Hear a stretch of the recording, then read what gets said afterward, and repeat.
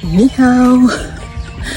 Guys, may napanood lang ako. So, sartilo kayo pag may mga ganito kayong place. Yung pwede kayong mag-jogging, mag-walking, running. So, i-grab nyo yung opportunity na meron kayong mga ganitong place. Kasi, hindi lahat ng lugar may ganito. Yung iba kasi guys, humahanap pa talaga sila ng place para makapag-jogging, walking. So, ito tingnan guys. Ang ganda dito. Meron dito, tapos dun sa taas.